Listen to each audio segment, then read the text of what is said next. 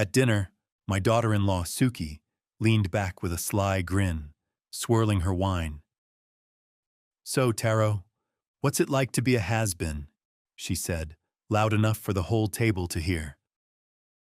Laughter broke out, sharp and bright, but it didn't touch me. I held her gaze, unblinking, and smiled. "How's it feel to know this has been's done covering your expenses?" "Starting tomorrow." Her face went pale, like the light had been snatched from it. My daughter Hannah froze, her hand hovering over the breadbasket. The room's warmth evaporated, leaving a taut, icy silence that pressed against us all. That was when the game shifted. The chandelier above buzzed faintly, as if it felt the weight of the moment. Forks stilled. Wine glasses quivered slightly in nervous hands. My reflection in the decanter's curve showed a man of 62, eyes steady, not angry, just done. Suki cleared her throat, attempting to stitch the night back together with a shaky laugh. "You're joking, right, Taro?" she said, her voice catching. "It was just a jab." "Consider mine the knockout," I replied evenly. Hannah swallowed hard. Her bracelet, a delicate chain with a clasp she could never quite fasten, caught the light, flashing like a silent alarm. "Dad, not here," she whispered, as if afraid to stir something dormant. Across the table, Kale, 12 years old, watched intently, absorbing the unspoken rules of adults. Lila's napkin rested in her lap, crumpled like a white flag. Beneath the table, their old retriever stretched and let out a sigh that sounded almost resigned. Suki lifted her glass, then set it down untouched, her cheeks fading from flush to ash. "Taro," she tried again, her tone softening into something more courteous than she meant. "If you've got a problem with us—" "No problem," I said calmly. "Just a balance sheet and a choice." She let out a single, almost relieved chuckle. "What is this? An intervention?" "If it's about the SUV, it's about 30 days a month," I cut in, "and 17 years of them." Hannah set her fork down, her hands folding as if bracing for impact, fingers tracing circles. "We can talk later," she said, glancing at the kids. "The children have ears," I said softly, "and I won't deceive them." I turned to them because it mattered. "Lila, your piano performance was stunning. Kale, that game-winning shot you mentioned, I'm still proud." Kyle nodded cautiously, like he wasn't sure he could agree. Lila's half-smile flickered and faded. Suki scooted her chair back just enough to mark a line she hadn't earned. "So that's it?" she said. "You're going to humiliate us at our own dinner?" "This isn't about humiliation," I said. "It's about math, respect, and breaking a cycle before it hollows us out." That cycle had a start date, and I could trace it like a seam. March 2008, the month after my wife, Soren, passed. When Hannah called from the garage to say the mortgage was short. Just this once. That phrase had carved a rut in my mind. Just this once. It always returned with baggage. Hannah stood, collecting plates that didn't need collecting. Her voice trembled, but held. "Kids, take your plates to the living room. Watch something. Dessert's coming." The kids obeyed without a word. The way kids do when they've learned questions can cost more than silence. The dog trailed them, nails clicking on the floor. When their steps faded, Hannah exhaled, like she'd been holding up the sky. "Dad, tell me what's on your mind." "Don't make this a show." "It's not a show," I said. "It's a line in the sand." Suki's jaw tightened. "You could have said no all this time. Nobody twisted your arm." "You're right," I told her. "I said yes for reasons I don't regret.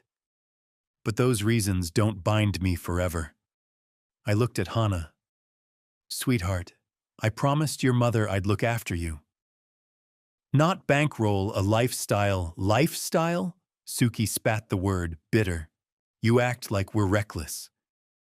I don't act, I said. I track. She scoffed, but her eyes didn't follow. I thought of the filing cabinets in my office, each drawer a testament to memory's clarity when it's ordered.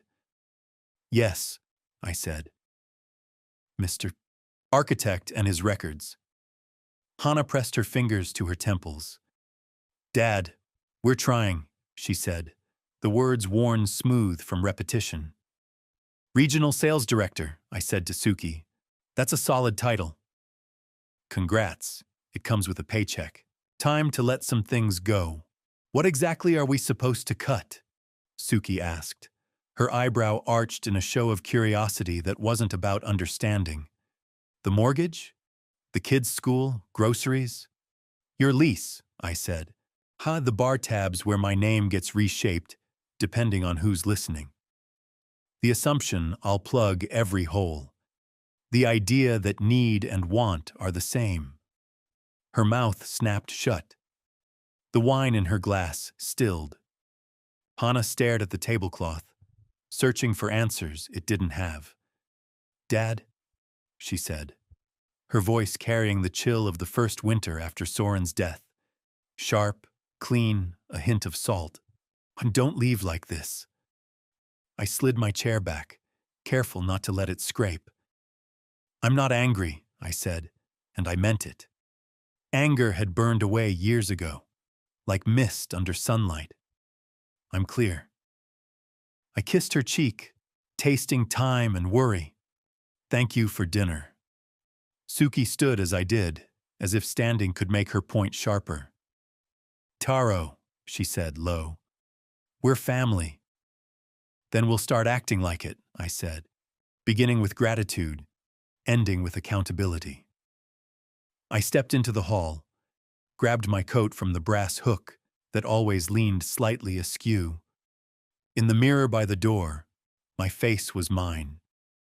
Lines where joy once lived. Lines where others' burdens had settled. My mother's gray eyes, unyielding. Outside, the night smelled of wet grass and early frost. Streetlights flicked on in order, a silent march. The cul-de-sac glowed with its usual polish. Neat hedges, a basketball hoop with a net half torn, a wreath on a door not yet ready for spring. I walked to my truck, 12 years old, paid off, loyal as a dog that knows its place. I drove home with the window down. The radio caught a jazz station, saxophone and a soft drum, steady but alive. The light at Oak and Fifth lingered. I didn't care. When I pulled onto my street, a sparrow landed on the curb, eyed me, then flitted off like it had somewhere better to be. The house welcomed me with its familiar sounds, a creak by the door, the furnace's hum kicking in just late enough to make you doubt it. I skipped the TV and the fridge, heading straight to the study. The door, sticky in July, opened smoothly in March. The air smelled of cedar and paper, the scent of a life catalogued. Soren's old copper lamp sat on the desk's edge. I turned it on, the filament humming as light spilled across the oak. The filing cabinet stood like a sentinel. Labels in sharp print. Blue for mortgage aid, green for cars, yellow for school, red for medical, white for everything else. Because no system escapes life's mess. I pulled a blue folder from 2017 and spread its contents. The story told itself. Bank statements, canceled checks, notes I'd scrawled when promises shifted. $3,200.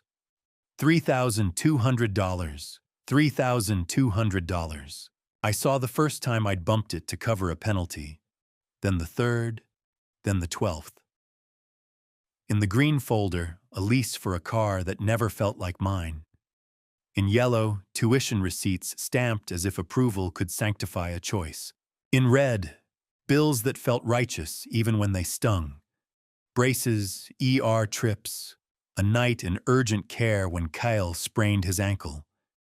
Some checks you write with pride, even when they ache. I didn't add it all up. The sum wasn't the point tonight. The point was stance. The point was knowing a father's spine can be firm without being cruel. On a legal pad, I wrote one line and underlined it. Effective tomorrow.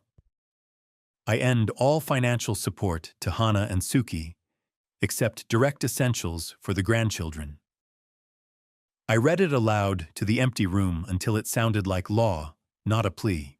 My phone glowed. Hana. Dad, can we talk? Not like this. A minute later, Suki. Whatever this is, stop. It's unfair and cold. Then another. We'll sort it tomorrow. That made me smile, dry as dust. I set the phone face down, slid it into the drawer with the pens and paper clips. I brewed decaf, because rest outweighs bravado. The kettle whistled. The mug warmed my hands. I stood in the kitchen, recalling the first morning after Soren died, when coffee tasted like guilt for daring to taste good without her. Time had reshaped even that. Now it tasted like the middle ground, what lies between an end and a start. Back in the study, I opened a notebook. On a fresh page, I wrote tomorrow's date and listed bank, cancel mortgage auto pay, insurance, unlink auto and home accounts, Crestwood Academy, stop tuition, request direct payment for Kale and Lila, utilities, end reimbursements. Financial advisor, redirect funds to retirement and travel. Below that, one last line, indulgent yet resolute.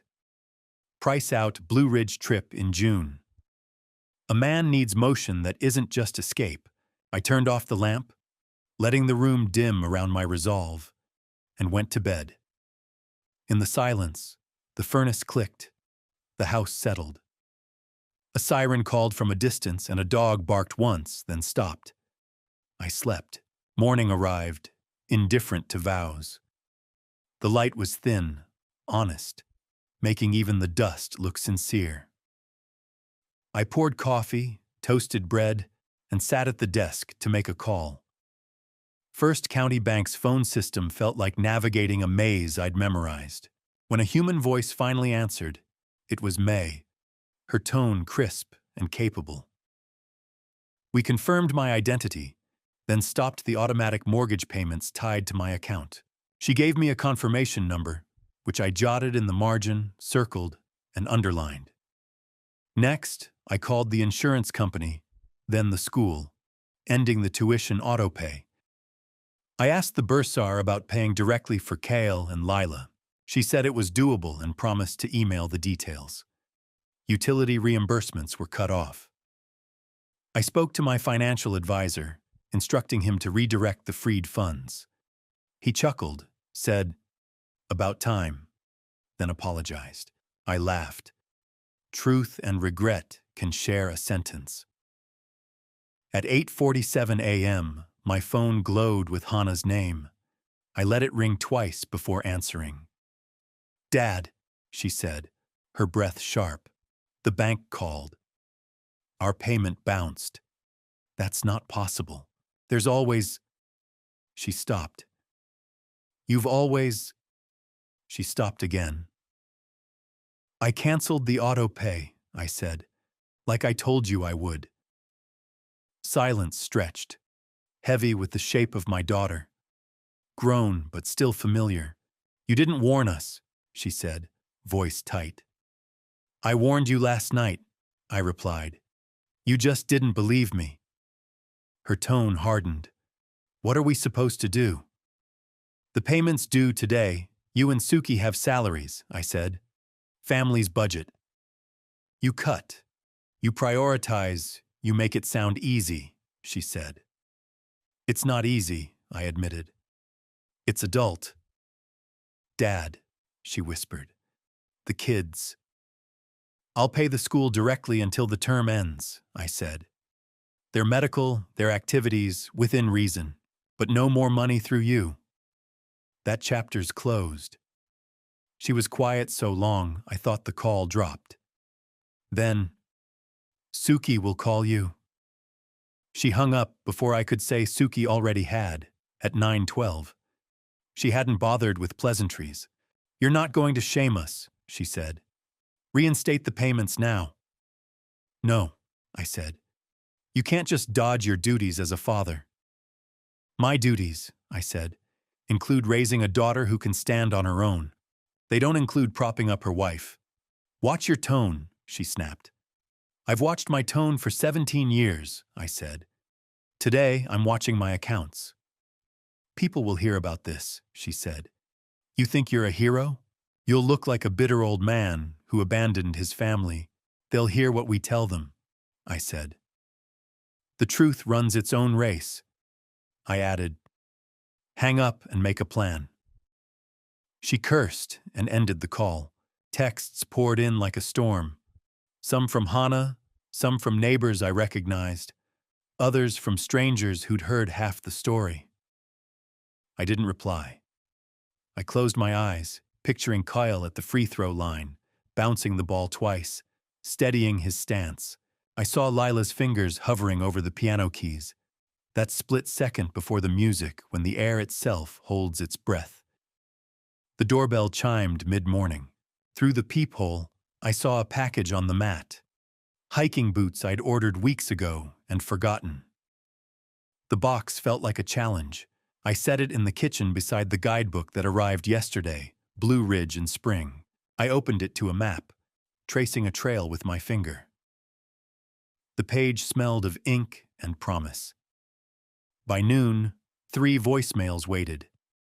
The first was Hana, wrestling panic into her words. The second was Suki, not bothering to hide hers. The third, the school's bursar, polite, confirming the autopay was stopped and a direct payment link was on its way.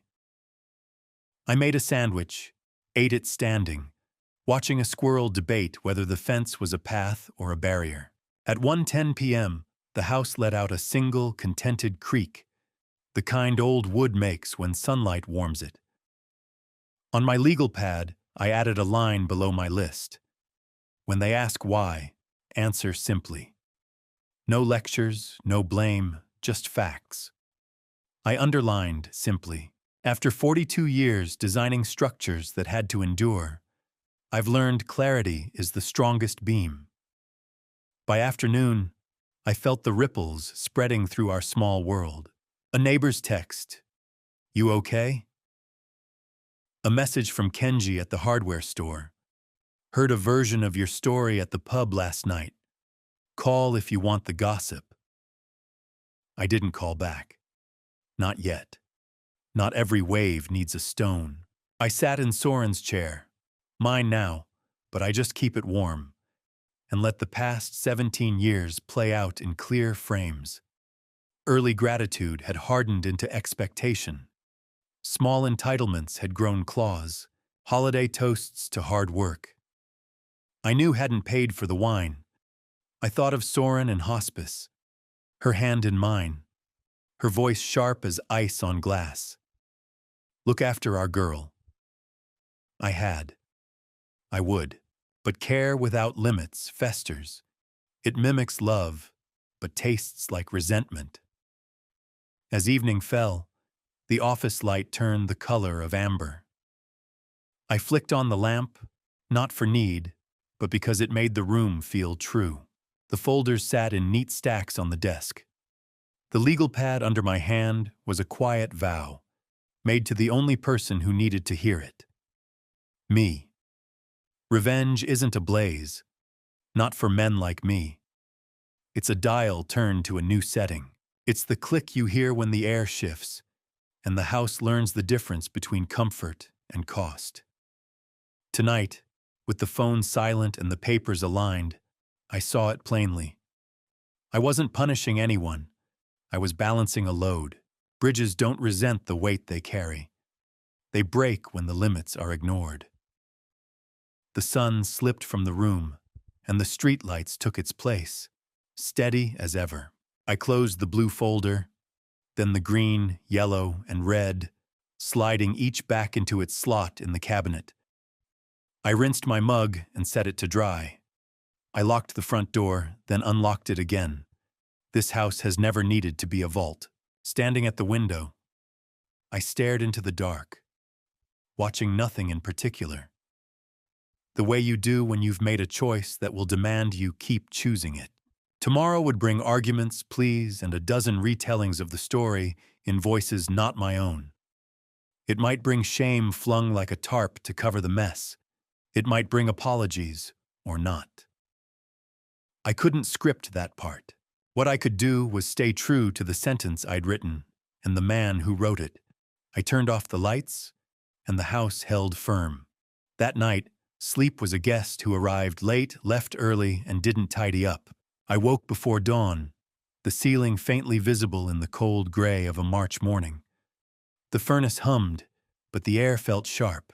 For a moment, I lay there, the steady pulse in my ears reminding me I was still here, even if the rhythm of my days was about to shift.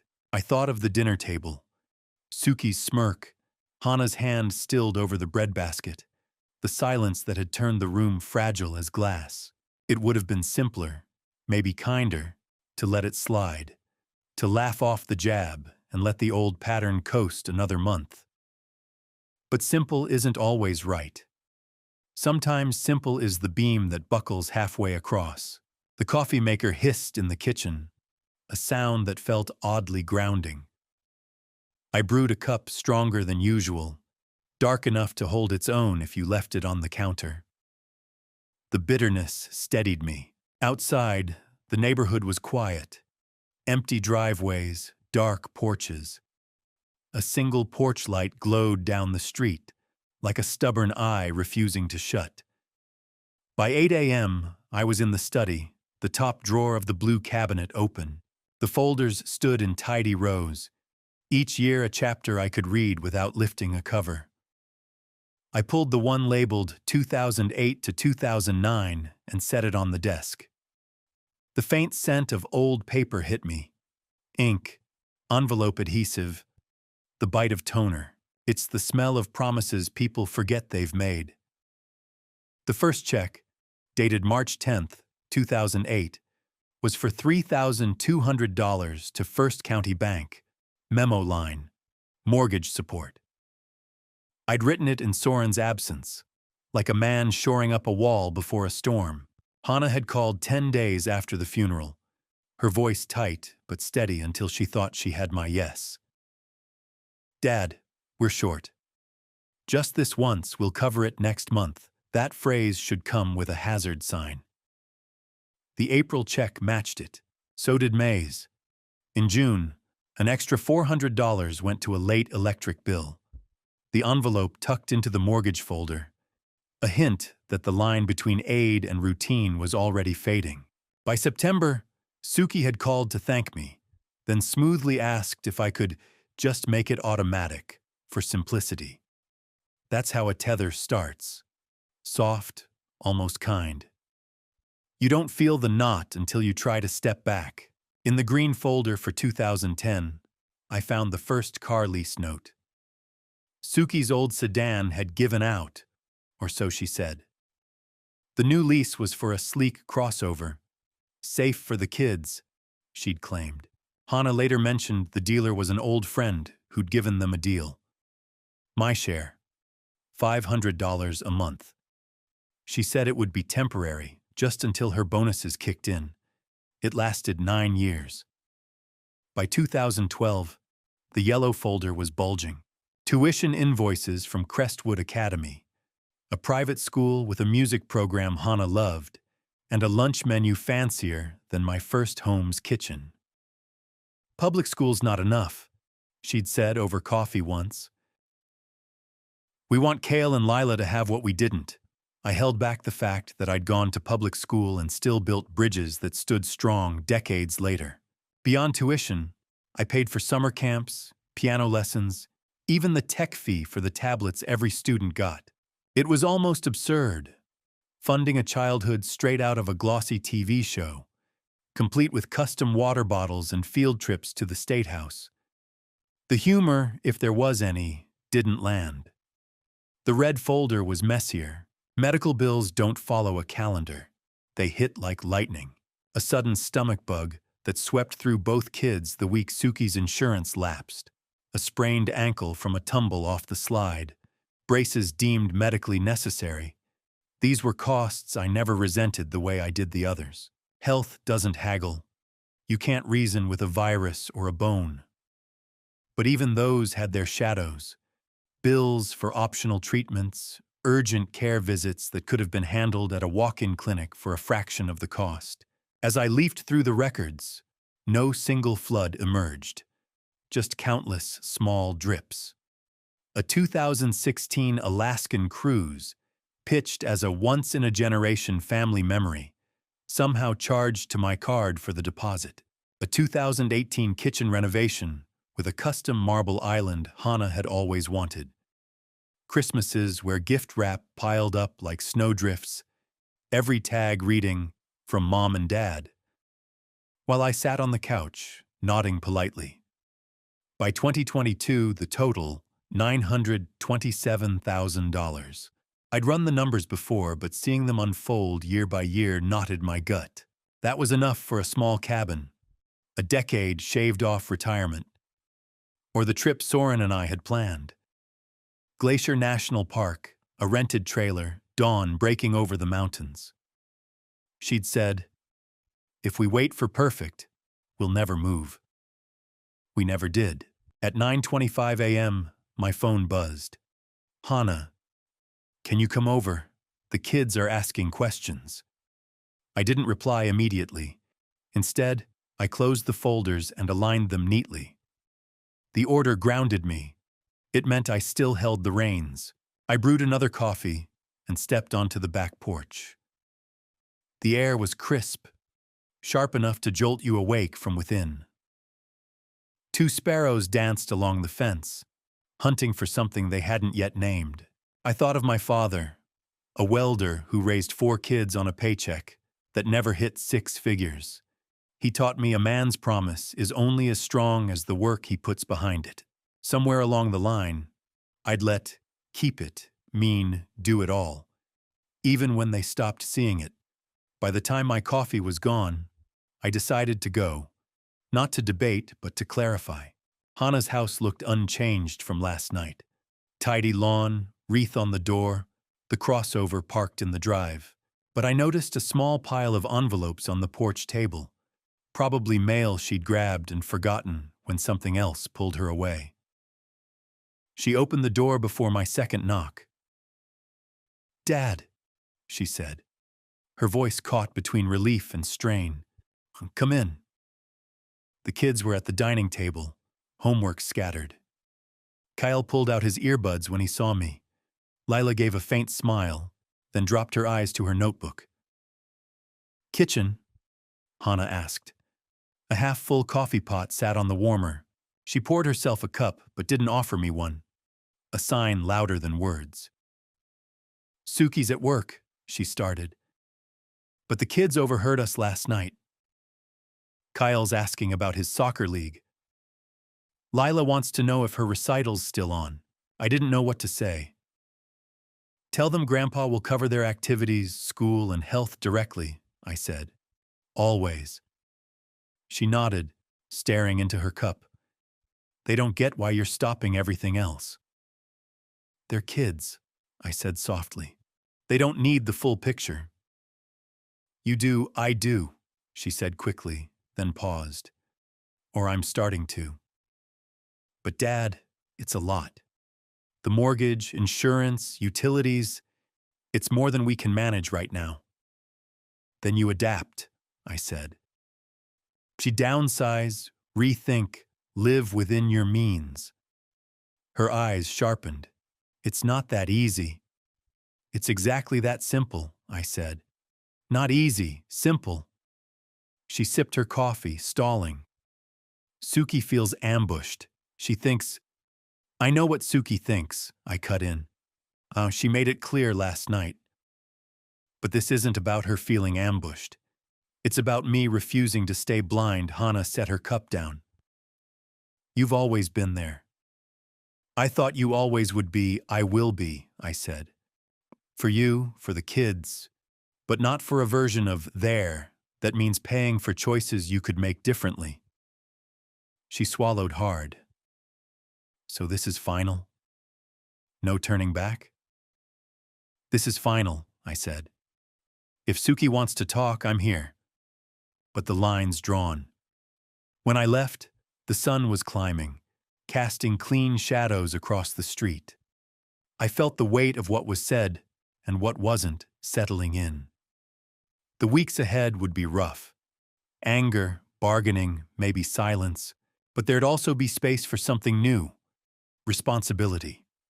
Back home, I sat at my desk and took out the legal pad. Below yesterday's notes, I wrote, "Met with Hannah, clarified boundaries. Left door open for talk. No compromise on terms." I capped the pen and leaned back. Outside, the sparrows were still at it, patient in their hunt. I hoped Hannah could be too. Patience, after all, is just work in disguise. I was done being the only one working. By nightfall, as I pulled into my driveway, the streetlights stretched long amber lines across the pavement. I sat there, engine idling, hands on the wheel. Outside looked calm. Inside felt like a house with every window boarded up. There's a quiet that doesn't soothe. It presses. In that pressure, I faced what I'd been dodging. There was no going back. Suki's jab at dinner still hummed in my ears, less like words and more like a live wire. Hannah hadn't defended me so much as tried to calm the room. That said enough. I turned off the engine and went inside. The house smelled faintly of cedar polish from a morning scrub. I skipped the TV and reached for the black notebook in my desk drawer, its edges worn soft. The truth doesn't need to yell. I'd been writing in it for months. Transfers marked just this once.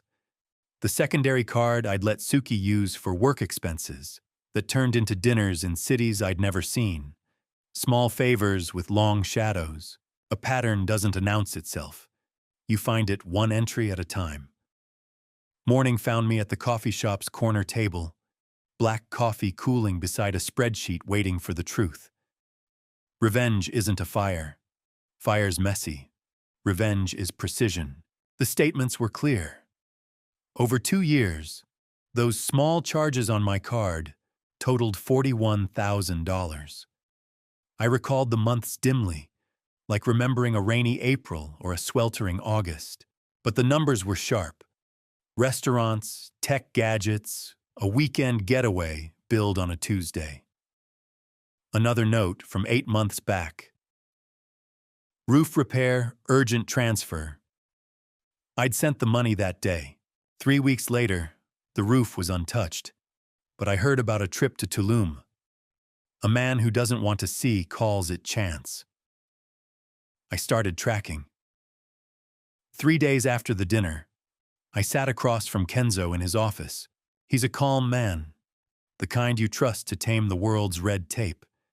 He didn't pry for the full story, just listened to the part that mattered.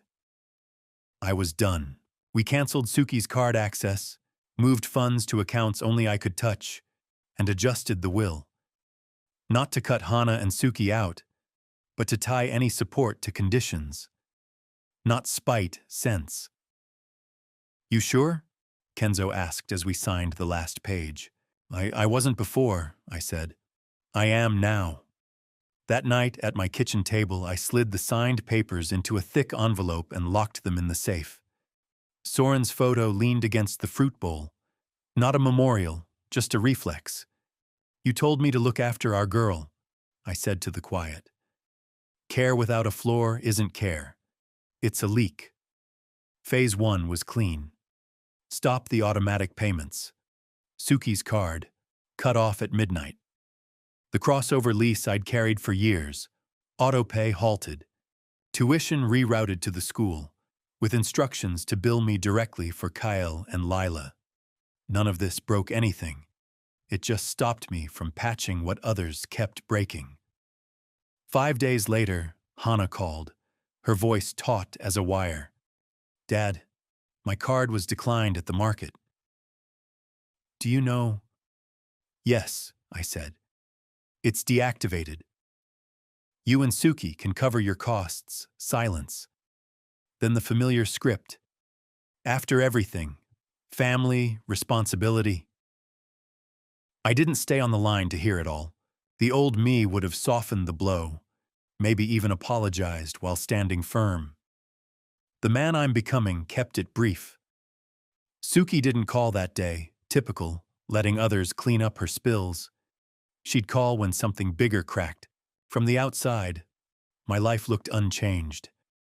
I waved to neighbors, walked at dawn, brewed coffee in the chipped green mug Soren loved. But beneath, the tide had shifted. I'd been the river too long. It was time to be the shore. The first public ripple wasn't loud. It was folding chairs and plastic plates. Mrs. Kimura, no relation, just a shared neighborhood, hosted her annual spring cookout, the kind that stitches a community back together after winter. When she dropped off a flyer with cartoon burgers, I said yes before I could conjure an excuse. By 5 p.m., her backyard hummed with chatter and kids darting through rose bushes. The grill sizzled, patient and warm. I stood by the cooler, a cup of iced tea sweating in my hand, the noise washing over me like a balm. It felt good to be among people without carrying their weight. I didn't notice Hannah or Suki until Hannah's voice floated over the crowd. She stood by the picnic table talking to 2 women from the block. "He's just different now," she said. "Quiet, but the kind of quiet that knows it's heard. We've always leaned on Dad. This last month's been rough." One woman made a soft, pitying sound. The other glanced at me, then away, like she'd glimpsed something too bright. I stayed put. The old me would have crossed the yard, cracked a joke, smoothed it over. The man I am now knows silence can reflect truth. Suki arrived late, as she does when the spotlight's elsewhere. She wore her weekend polish, crisp chinos, spotless sneakers, a bracelet that caught the light. She glided through clusters of neighbors, all smiles and first names, charming when it cost her nothing. "At the grill, mister." Kimura asked about peppers, like we'd rehearsed this for years. "Trying poblanos again?" he said. "Always," I replied. They're forgiving." He laughed. "Wish people were." A burst of chatter rose near the drink table. I turned and saw Suki holding court, hands gesturing, eyebrows punctuating. I didn't need to hear to know my name was in her story. By dusk, string lights bathed the yard in a warm glow, bellies full and spirits high. I took a chair at the edge. Hannah approached, balancing a paper plate with a cookie. "Dad," she said, offering it. "You grab one before the kids clear them out." "Thanks," I said, taking the plate, reading the gesture for what it was. She lingered, then sat beside me. We watched Kale toss a frisbee to a kid from the next street. Lila trailed a pair of toddlers, collecting their dropped cups. "I didn't mean to make it sound—" Hannah started, then stopped. "Sound what?" "Like you're the bad guy." She tugged at her napkin's edge. "People ask questions. I don't know how to answer without the whole truth. And the whole truth makes me look ungrateful." I set the cookie down. "Hannah," I said, "sometimes the whole truth is the only thing that keeps you from sinking in your own story." She looked at the kids. "Suki's scared," she said softly. "She won't say it like that, but she is." "She'll survive fear," I said. "It's respect she needs to learn." She flinched, not from cruelty, but from clarity. "You're going to be okay?" she asked, turning the worry back to me like kids do when they don't know where to place it. "I already am," I said. Someone called her name across the yard. She stood, brushed her jeans, and left the cookie behind. Before I walked home, Mrs. Kimura touched my arm. "You seem unburdened," she said. "Maybe I am," I replied. "Good," she said. "Light carries far." On Monday, Kenzo called, straight to the point, as always.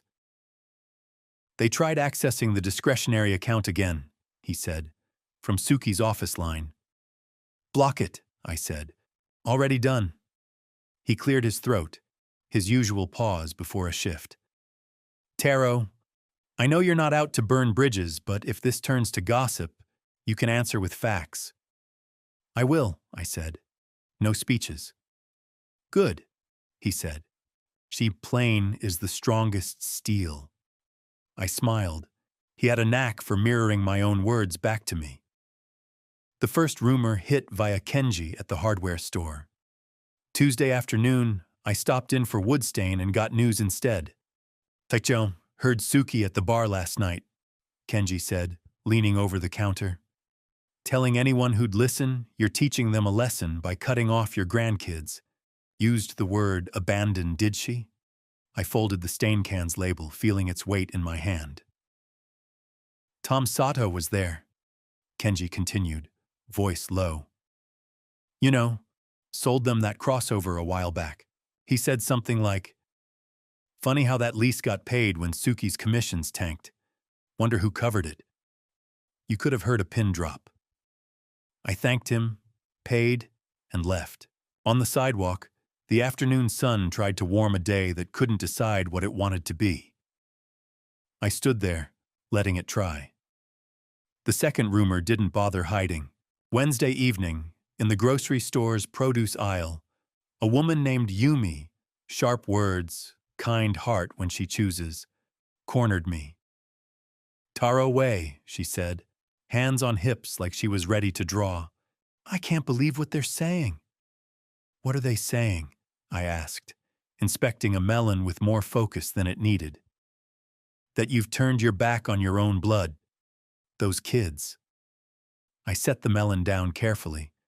"I've paid for their school and doctors for years," I said, voice level. "I'll keep doing that directly.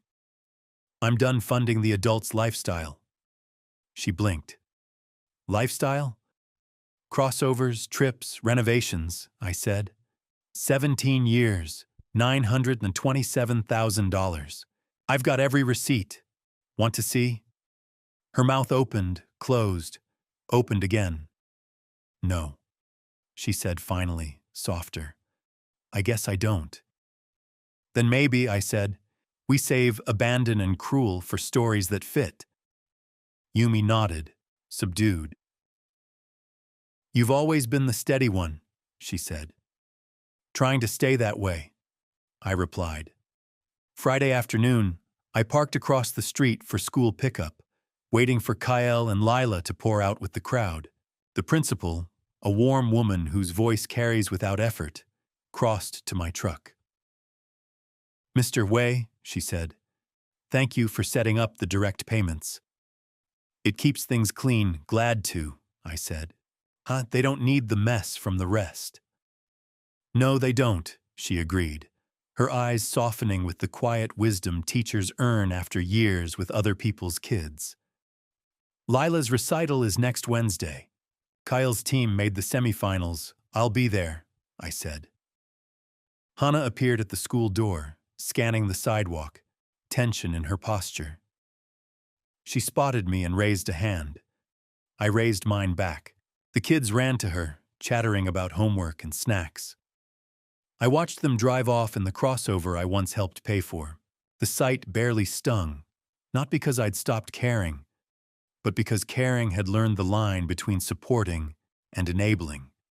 That weekend, the community center held its spring cleanup, a chance to earn belonging no money can buy. I arrived early with work gloves and a worn shovel. The morning carried a chill that lingered like a promise to return. Hana and Suki showed up mid-morning. Suki wore a hoodie, sleeves rolled up, and a grin that begged for a camera. Hana's face held a fragile piece with a problem she hadn't yet named. We were repainting the park's low fence when the mayor strolled over, his smile polished for public view. Suki stepped forward. "You know," she said to him, "we've been thinking about managing a little family property. Could be great for the community. Rent it out for retreats, maybe donate weekends for local groups." The mayor nodded, courteous. "That's generous. Where's this property?" Suki's eyes flicked to me and back, quick as a pulse. "Out by the reservoir," she said. "It's been underused. New hands could make it shine." I set my paintbrush in the tray, wiped my hands on a rag, and walked over slowly, giving her a moment to pick a different path. She didn't. "Mayor," I said, "that property's mine. It's not changing hands." A brief silence settled, polite but firm. Suki recovered with a half laugh. "Just tossing around ideas," she said. "Ideas need to start with the owner," I replied. The mayor coughed into his hand, the universal signal for, "I'm stepping out of this." He wandered toward a group of volunteers eager for his compliments. Suki's jaw tightened. "Was that necessary?" she muttered. "Yes," I said. "Necessary is what you do before someone makes a mess." She dipped her brush and repainted the same spot, twice. That night, the phone rang as the TV droned news I couldn't care about. Kenzo again. "You shook her," he said. "Suki called about family assets and shared rights. I told her to get a lawyer. She said she didn't need one. That's never true," I said. "Never," he agreed. He paused. "This next part might get noisy." "I know," I said. "I've got my ears ready." Sunday, I went to temple for the first time since Soren's passing. Not chasing answers, but because ritual teaches you how to stand when memory falters. The talk was about sustenance and gratitude, the kind of lesson that feels gentle until you've spent years feeding those who never learned to sow. In the community room after, hands clasped mine with that careful grip that says, "I've heard whispers, but I'm not sure they're true." A retired man, face lined like old leather, patted my shoulder. "Sometimes kindness means saying no," he said. I nodded. Words weren't needed. Monday, Hana appeared at my door unannounced. No pounding knock, just a single ring, then another, patient, like she hoped I was home. I opened the door. She stood there in a hoodie and jeans, hair tied back, no defenses. For a moment, she was 15, asking for bus fare. "Can I come in?" she asked. "Always," I said. She sat at the kitchen table, hands wrapped around a mug as if drawing warmth from it. "I'm sorry," she said after a pause, eyes down, "for what I've said to people. For not correcting what Suki said." "You don't owe me an apology for her words," I said, "but I'll take the one for what you let slide." She gave a small laugh. "Fair." We sat in easy silence long enough to hear the fridge hum to life. She looked up. "She's going to push harder," she said. "She's not herself when she's scared." "She's exactly herself when she's scared," I said softly. "But that's the point." She blinked, then nodded. "I'm trying to grow a new backbone," she said. "It's slow," I said. "Bones take time." She stood to leave, pausing at the door. "I told the kids you'll be at Lila's recital." "I will," I said. "Thank you for being kind while being firm," she said. "Those aren't opposites," I replied. She left, and the house felt wider, not hollow. By midweek, the gossip had shifted. Fewer barbs, more curiosity. I answered plainly, 17 years. Direct support for the grandchildren continues. Adults adjust. I shared numbers only when pressed. Ledgers don't argue. The oddest exchange came in the hardware store's paint aisle. A man I vaguely knew, work boots, hands smudged with grease, sidled up. "My daughter pulled the same thing," he said. "Took me too long to set a boundary. Wish I'd done it sooner." "Sooner's a harsh word," I said. "Yeah," he replied, "but later's a mercy." We stood there, staring at paint cans like they held answers. Saturday, the community center held its fundraiser gala, silent auction, buffet trying too hard, a string trio straining in the corner. I don't love events where generosity feels like a performance, but the center's good for kids who need a place after school.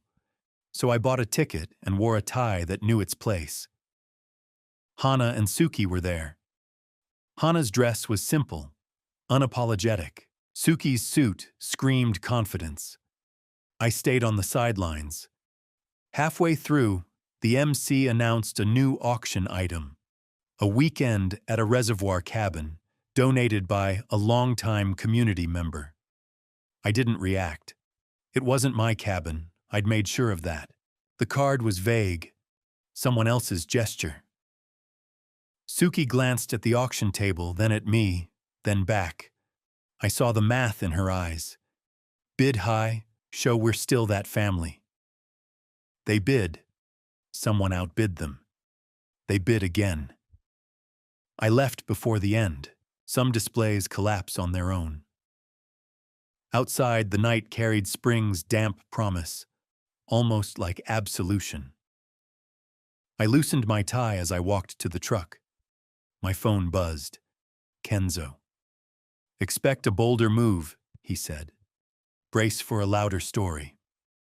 "I'm braced," I said. "I've got receipts." Sunday evening, I opened the black notebook on my desk, flipping to the latest page. Columns were tidy. Dates, places, words spoken. Not for a courtroom, but because I'm a man who believes truth doesn't shout. It demands to be recorded. Soren's copper lamp sat on the desk's edge. I dimmed it until the filament hummed, casting a warm glow across the paper like a quiet sunrise. "They'll try louder," I said to the empty room. "We'll answer softer, plainly. Then, if we must, we'll answer loud." The house breathed around me. A dog down the street barked twice, then quit. I closed the notebook, hand resting on its cover. The mask had splintered. It wouldn't be the last sound. Numbers don't lie. People do. Memories blur. Even photos can be altered, but numbers stay brutally clear. Wednesday morning, gray and heavy, the coffee maker worked overtime. The kitchen was still, save for its steady drip. I sat with my laptop open, legal pad to the right, leather binder to the left, smelling of dust and cedar. Things kept too long. Today, I traced every dollar. Hana and Suki thought I wasn't watching. They figured the pension, rental income, and small stock portfolio just flowed untouched. But I'd tracked the withdrawals like footprints in frost. Each told a story. I started with bank statements. The first months after I simplified my finances looked clean. Groceries, utilities, small online orders. Then the water warmed. $400 at a rooftop bar in the city. $1,500 for home upgrades. Though no hammer had swung in my house since Soren. By month 7, it was bold. Payments to Suki's consulting side hustle, which seemed to be her yelling at screens over coffee. Then the boutique charges. Hana's taste for purses that cost more than a month's rent was no secret. Every red line was a clue, and I followed them. I circled dates, highlighted patterns. Suki's birthday, Hana's wellness retreats, a crisis trip to Miami I wasn't invited to. The deeper I dug, the calmer I got. Not angry, just clear. It's the calm of a swimmer who stops thrashing and aims for shore.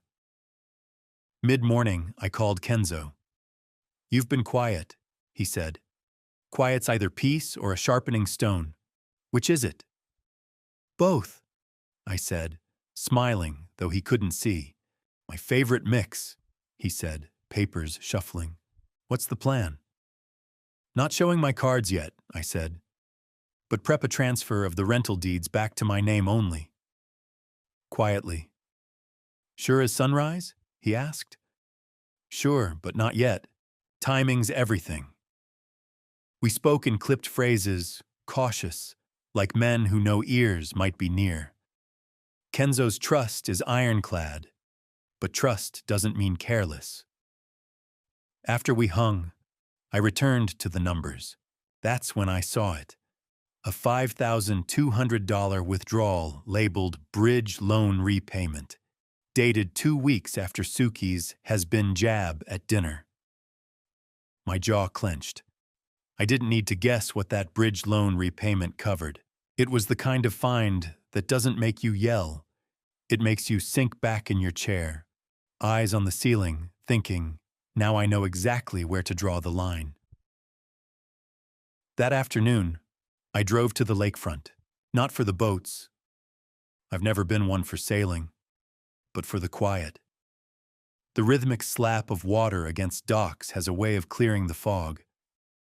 I sat on a bench, watching gulls squabble over crumbs. My father's words came back.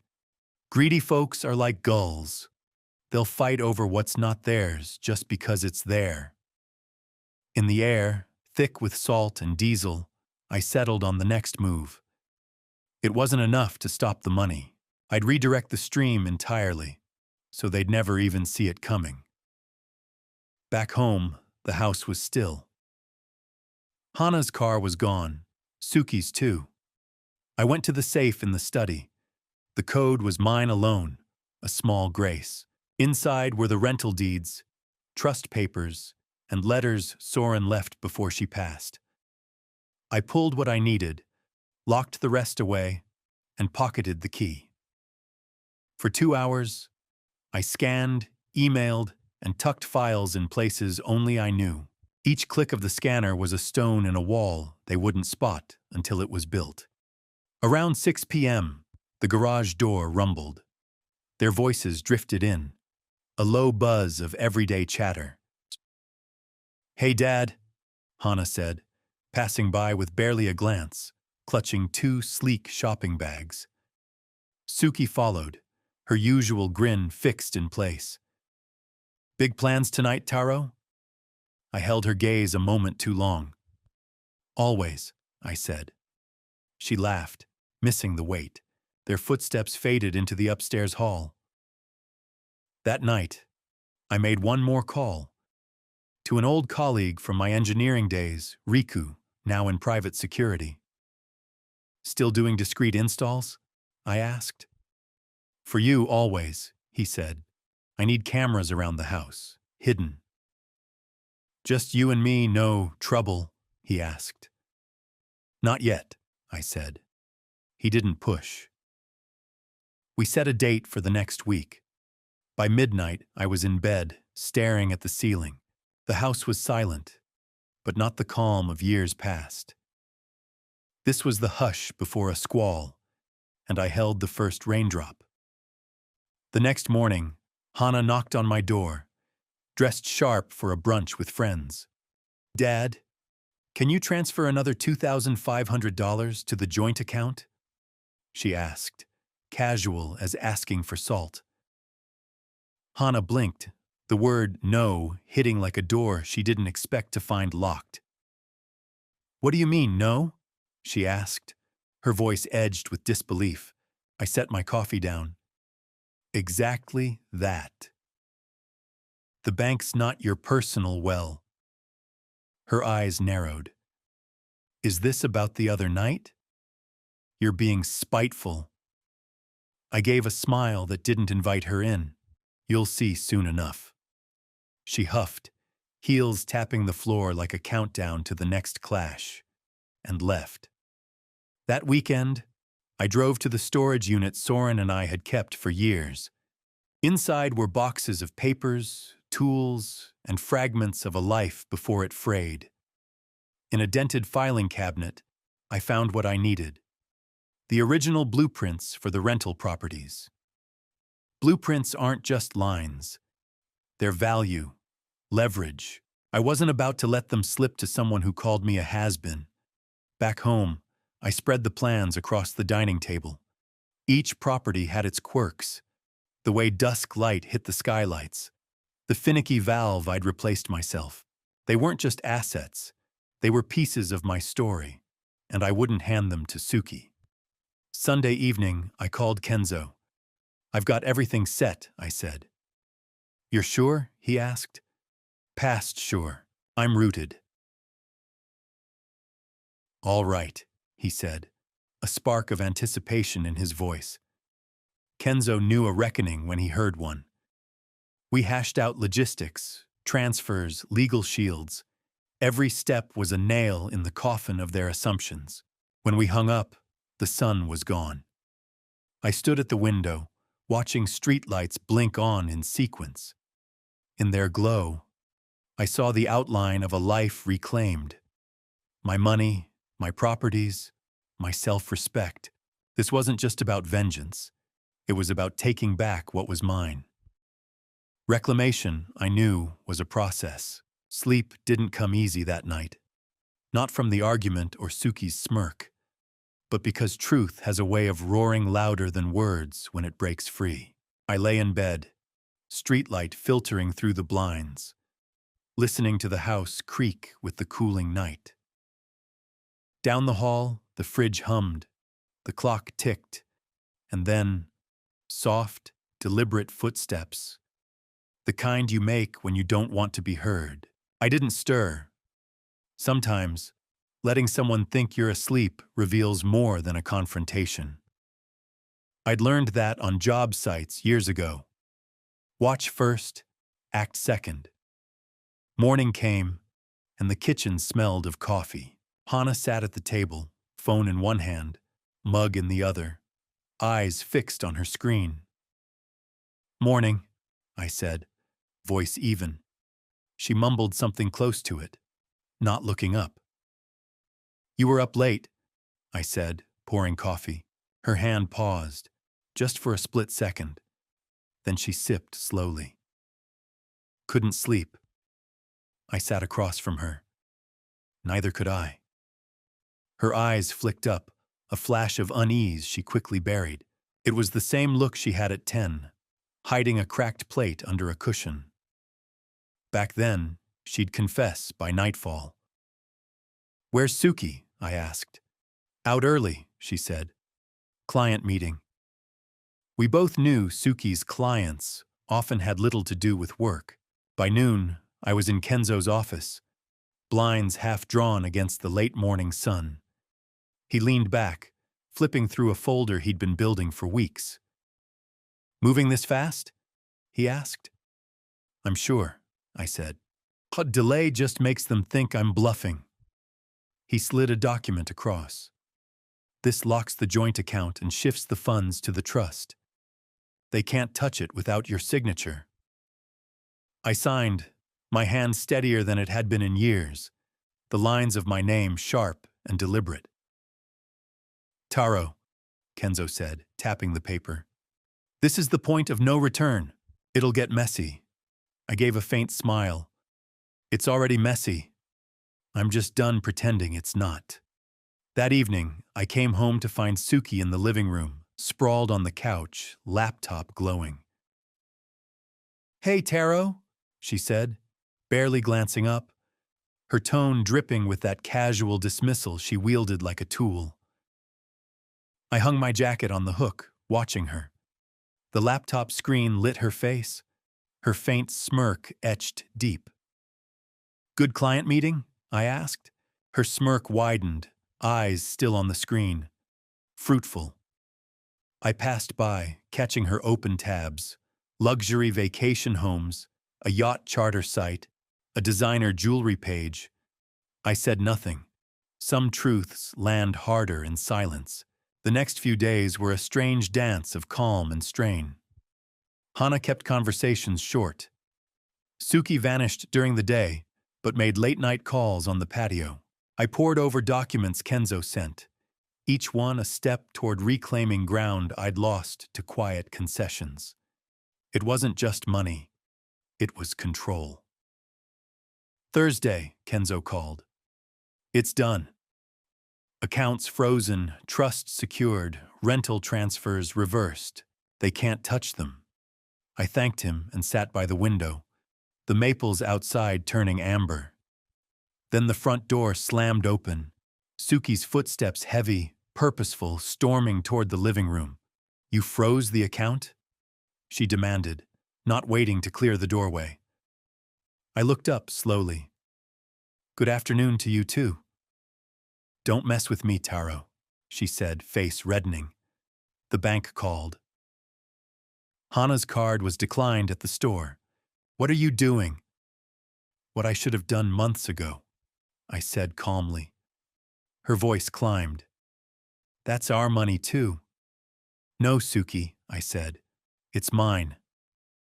And I'm done letting it be spent like it's not. She stepped closer, cheeks flushed. You're making a mistake. Yes, I said, voice sharp now. I made one for 17 years, not anymore. I think I can, Suki snapped, her voice sharp enough to cut glass. And I just did. That night, their argument upstairs bled through the walls. My name was a dart, flung with venom. Hana's voice trembled with exasperation. Suki's was all fire and volume. I stayed in my chair, unmoving. Storms need to break before the air clears. 2 mornings later, Hana came downstairs early, hair scraped back in a messy bun, eyes shadowed from sleeplessness. Dad, she said, hovering in the kitchen doorway. We need to talk. I nodded toward the table. She sat, hands clutching an empty mug like a lifeline. I know you're angry, she began. I'm not angry, I said. I'm disappointed. There's a difference. She winced. I didn't think you'd cut us off completely. You didn't think I'd stand up for myself, I corrected. Her mouth opened, but nothing came out. I've paid your mortgage, your debts, and let Suki treat me like a fool in my own house, I said. That's done. Tears brimmed in her eyes, but she forced them back. It's not like we don't appreciate it. Appreciation isn't words, Hana, I said softly. It's respect. I haven't felt much of that lately. She looked away, and for the first time in weeks, I saw a fracture in her armor. By Sunday, the tension had hardened into something solid, a silent agreement that the ground had shifted for good. That evening, on the porch, as the last light bled from the sky, Kenzo called. Taro, he said, heads up before it hits you sideways. Suki's name's in a fraud inquiry. Looks like she's been dipping into more than your accounts. I listened to the crickets hum, letting the words settle. Let me guess, I said. She thinks she can charm her way out. Probably, Kenzo said. But with the paper trail we've got, good luck. I leaned back, the chair creaking under me. Let her try. The rules weren't just changed. They were mine now. Some men shout before a fight. I choose silence. It makes others fill the gaps, and that's often sharper than words. For the week after that dinner, I moved like a ghost in my own home. No slammed doors, no raised voice. Just coffee brewed, news read, days lived as if nothing had shifted, though everything had. Suki steered clear, a small mercy. She loved playing the breezy daughter-in-law, tossing smirks across the kitchen, her voice too loud, too bright. Now she took different routes when I entered a room. Hana, though, was on the phone too often. Holed up in the study, door shut, her voice low but cutting, like glass clinking in a tumbler. One evening, I sat at the far end of the dining table, the only light from Soren's copper lamp by the window. The shadows stretched long across the dining table, swallowing the room in dusk. Kenzo's file sat before me, heavy with intent. Every page was proof this wasn't anger. It was strategy. Kenzo had been clear. "Let them think they're still steering until the moment they're not," he'd said, leaning back in his chair. "The surprise does half the work." Surprise. I'd learned on job sites that cracks go unnoticed until the structure falls. I wanted Suki to believe the foundation was solid until it wasn't. That night, Soren's sister, Nika, called. The only one outside my tight circle who knew the full scope. "How's the game board?" she asked. "Pieces are set," I said. "Some don't even know they're playing." Her laugh was sharp. "You're savoring this more than you'll admit." Maybe, but it wasn't cruel glee. Just the quiet thrill of finally gripping the helm after years of drifting. The next morning, I left early. Hana thought I was running errands. Instead, I met Kenzo at a diner I'd frequented for decades, where the owner still knew I liked my eggs over easy. He slid a document across the table, face unreadable.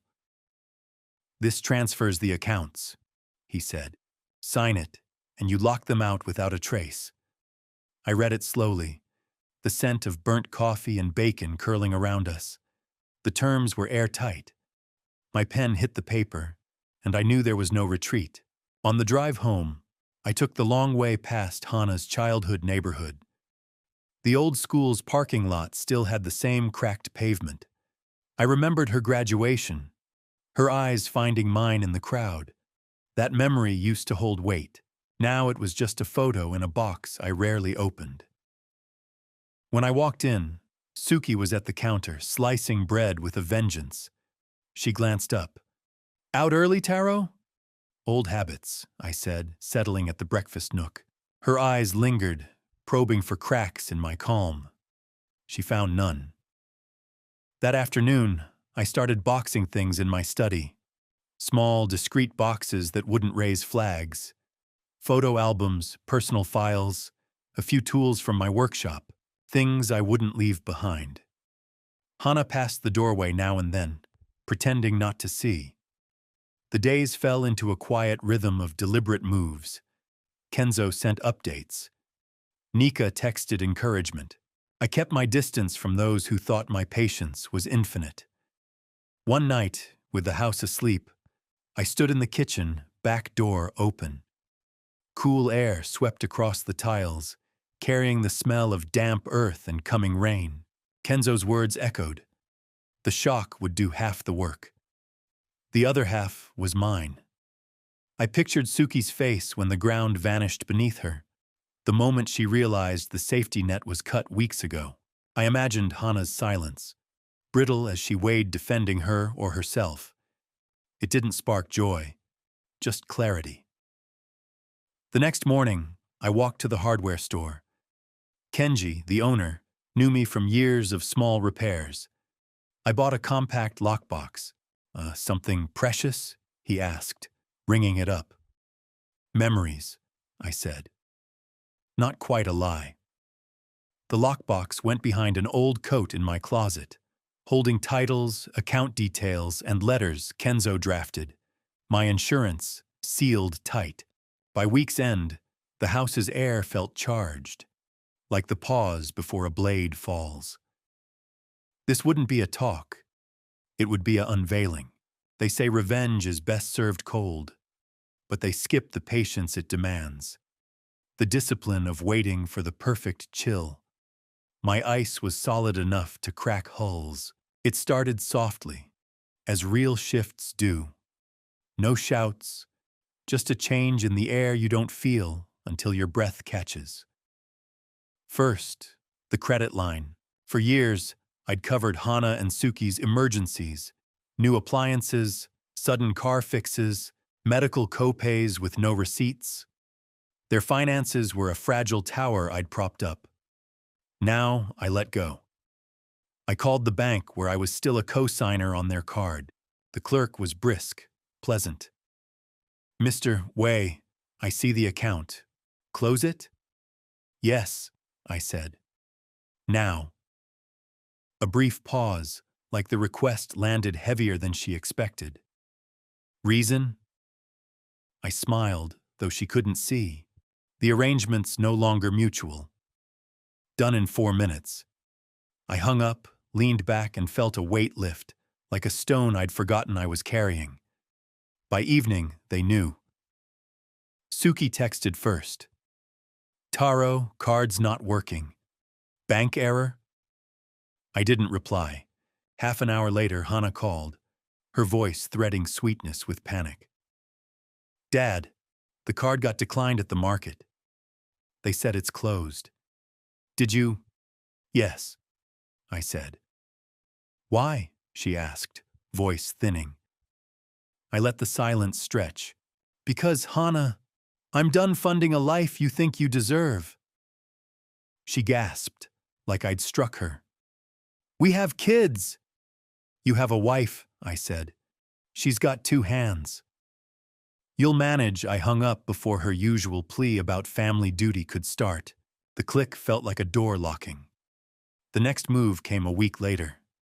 Suki had been using my workshop, my refuge, as her personal storage. My tools, wood I'd saved for projects, fishing gear, all shoved aside for her boxes of half-baked business ventures. Tuesday morning, I called a hauling company. By noon, 2 men in scuffed boots backed a truck into the driveway. "Everything in those boxes," I said, pointing to Suki's corner. "Take it to the storage unit on Cedar. I've paid for 6 months. After that, it's not my problem." One of the movers nodded. No questions asked. Professional silence I appreciated. That evening, Suki pulled into the driveway, her SUV's tires squealing. She stepped out, eyes sweeping the empty space like she was sizing up a theft. "Taro, where's my stuff?" she demanded. I sipped my coffee on the porch. "Cedar Street Storage, Unit 19. You'll need this." I held out a single key. "You can't just—" "I can," I said. And I did. Her jaw tightened, but she didn't push. Suki hated looking small. She took the key and stormed off, the fight draining out of her under my steady gaze. Every step I took was measured, timed to keep them guessing. I canceled the autopay for their utilities, still in my name because it's simpler, Dad. I stopped the artisanal meal kits they loved, the ones that let them play chef without touching raw ingredients. I even cut the bi-weekly cleaning service, and I watched the fishers form. The first Thursday without cleaners, Hana texted a photo. Dishes stacked high, counters smeared. This is what happens when you pull back. I didn't respond. It wasn't about the mess. It was about them learning the gap between comfort and entitlement. In quiet moments, I'd see Hana as a girl again, curled up on my lap, her breath slowing as I read her favorite story for the 100th time. That image pulled at me, sowing doubt. But then I'd hear Suki's has-been taunt, see Hana's silence as it landed, and the doubts melted away. This wasn't spite. It was recalibration. By late March, our silence had its own grammar. No more casual drop-ins, no, "Hey, Dad, can you?" calls. When they spoke to me, it was curt, transactional, the same tone they'd used when I was their bank. The air had changed, and I was no longer the one bending to fill it. The irony wasn't lost on me. I'd spent years building their world, and now I was dismantling it with the same precision. But I wasn't finished. The next phase would cut deeper, stripping not just their comforts, but the illusion of control they gripped so tightly. When it hit, they wouldn't just feel the cold of my resolve. They'd hear it shatter. For months, my silence had been louder than my presence.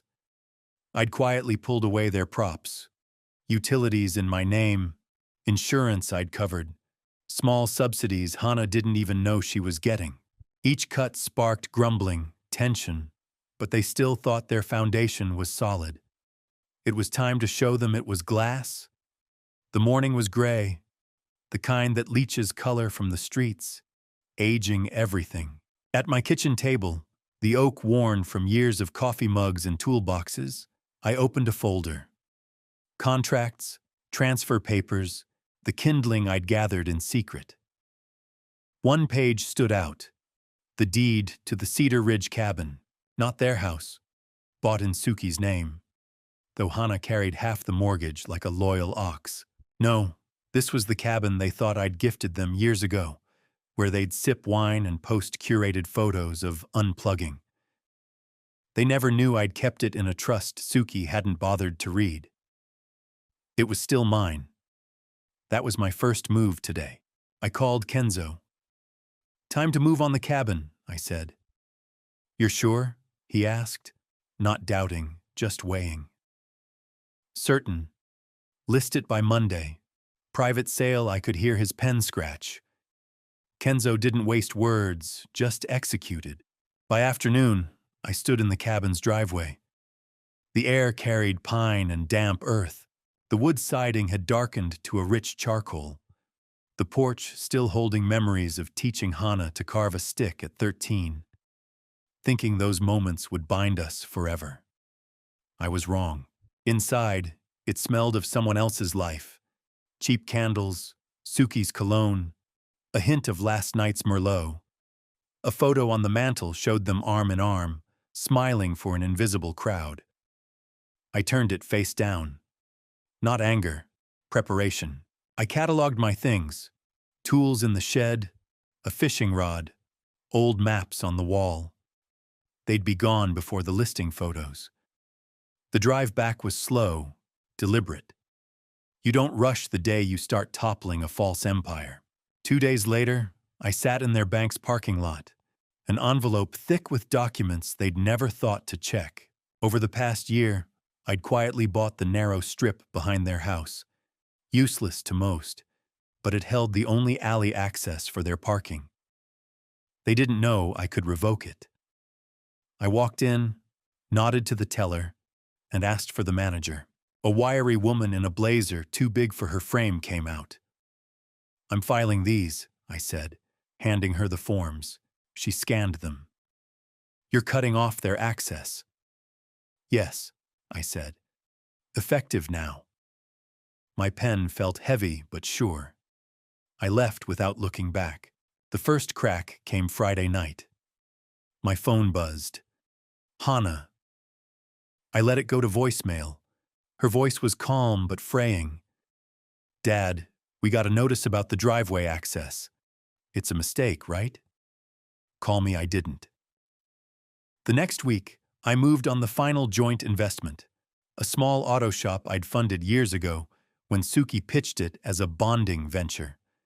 I'd put up most of the capital. She'd run it, or so she claimed. Her accounting was a fiction. I told the accountant to sell my stake. I didn't care if Suki scrambled. I cared that she felt the earth shift. She found out by Thursday, showing up at my door unannounced, the screen rattling as she filled the frame. "What the hell, Taro?" she barked. "You pulled your money from the shop?" I didn't invite her in. "Evening, Suki. You can't just do that. You know what that does to us?" "I do," I said. "Hannah's livid. She thinks you're out to destroy us." I leaned on the door frame, letting silence settle. Not destroying. Reclaiming her laugh was sharp, bitter. "You think this makes you the hero? You're just the villain now." I let a half-smile flicker. "I'm fine with that." She left, door unshammed, a sign she was shaken. The weeks blurred into steady deconstruction. The cabin went under contract. Cash buyer, no strings. The shop faltered, Suki scrambling to plug the gap I'd left. The revoked alley access forced them to park blocks away, lugging bags through drizzle. Hannah called twice. once to shout, once to beg. I answered neither, but one move remained, the final one, held back not for lack of power, but for its permanence. The trust. After Soren's death, I'd set it up, and Hannah assumed it was hers to inherit. She'd already spent it in her head. Renovations, trips. What she didn't know was I'd rewritten it after the first betrayals. Most would now fund a scholarship in Soren's name, for kids who'd value it. I scheduled the signing with Kenzo for a Wednesday. His office smelled of paper and polish, a place where decisions stuck. I signed the last page. "This is it," Kenzo said. "Irreversible." "Good," I said. "Some things should be." Driving home, the streets felt sharper, not lighter. Reclamation isn't weightless. The road led to one final reveal to shatter their illusions. I passed their house. Blinds half down, I glimpsed Hana at the table, head in hands, Suki pacing. For a moment, regret flickered, faint as a voice down a long hall. But this wasn't about ruin. It was about closing the book on my terms. The last chapter was near. The morning after meeting Kenzo, the air was sharp, like the world had been polished overnight. I woke before dawn, brewed black coffee, and stood at the kitchen window as faint light sliced the horizon. For years, mornings were a blur. Another day, another bill, another round of quiet endurance. Now, clarity cut through, crisp as the air. Suki's words from that dinner. "What's it like to be a has-been?" Her smirk, the clink of her glass, lingered not as anger, but as kindling. At 8 a.m., I went to my study, opened the black leather notebook, and reviewed every document one last time. Kenzo called them ironclad. The trust rewrite, the account transfer orders, the notices to tenants in the rental properties Suki thought she had a claim to. All were set to go. The pen was heavy, but sure in my hand. Each signature loosened an invisible weight from my chest. By noon, the papers were in motion. The bank confirmed the transfer of my liquid assets to a private account Hana and Suki would never touch. The rental property, the one that funded their trips and custom countertops, had a new owner. A young couple who'd sent a handwritten note about starting fresh. I sold it below market to close fast. I didn't need the cash as much as I needed the cut clean. That afternoon, I drove to the notary's office. The receptionist, a gentle woman with warm eyes, took my ID. "Won't take long, Mr. Wei," she said. I nearly laughed. 2 years of waiting, watching, enduring, now boiled down to a few signatures and a notary's stamp. As I left, the late fall sun cast the street in gold. I paused, watching people pass with their bags and coffees, their lives unburdened by anyone else's demands. For the first time in years, my next step was mine alone. Hana's idea, not mine, brought the final meeting. 2 days earlier, her voice had been honeyed, proposing a family talk to sort things out. I knew the play, Suki's tactic, luring me with civility to corner me, but I walked in ready. They chose a mid-range steakhouse, all dark wood and hushed jazz. Hana and Suki were already seated, Suki's smirk polished to a sheen, Hana's eyes darting to the manila envelope in my hand. "Dad," Hana said, gesturing to the chair across from them. "Glad you came." I sat, set the envelope down unopened. The waiter took drink orders and vanished. No one touched the menus. Suki leaned forward, elbows on the table. "We've been thinking about what you said," she started. "There's a way forward, but you've got to be reasonable." "Reasonable?" I echoed, tasting the word like stale wine. "What's that mean to you?" Hana jumped in. "Keeping things in the family. We know you're selling assets. That's hasty. If we manage them, the income stays steady. Everyone benefits. I let silence spool out, like a fisherman playing the line. Then I slid the envelope to Suki. She opened it, her smirk fading as she scanned the pages. Hana leaned over, her face tightening with each line. "What is this?" she asked, voice pitching up. "That," I said, calm as stone, "is the trust transfer. As of today, the properties and accounts you've been using are gone, sold, held privately, or locked where you can't reach them. The bills you've run up? They're yours now. The rentals? Done. The has-been you mocked doesn't owe you a cent." The waiter set down drinks and retreated, missing the storm brewing. Hana pushed her glass aside, hands trembling.